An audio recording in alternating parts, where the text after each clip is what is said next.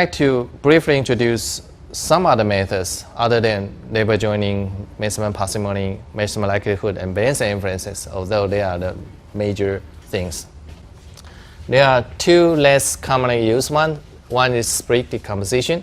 The other one is Lex method for invariance. And very brief to talk about how they did it.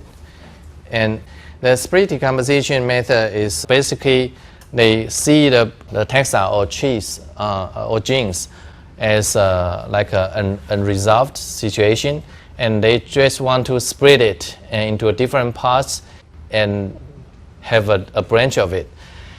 The differences between this one and the neighbor joining one, it could be a network at the end, because you can split over here and give you a network like phylogeny.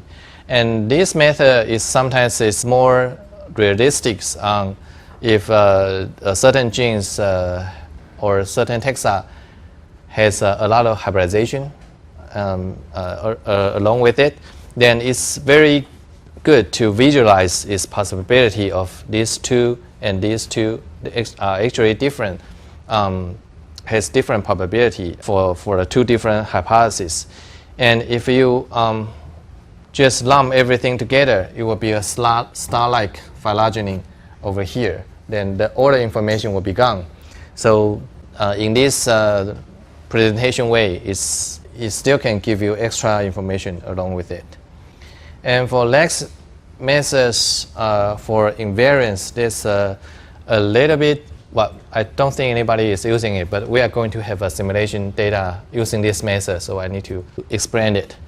So basically, for any given number of the data matrices of the sequences, you will find 4 at a time. And to find the positions who have 2 purines and 2 pyrimidines, and count the plus and minus for all the positions that fulfill the 3 different tree type, the AB together and CD, or ACBD, or the ADBC, to try to fit in. And then try to calculate that. And it's very consistent in condition that maximum likelihood is inconsistent, because maximum likelihood is dealing with the overall problems on a big tree. But this method of invariance only deal with 4 genes at one time. So you can have a different calculation purpose.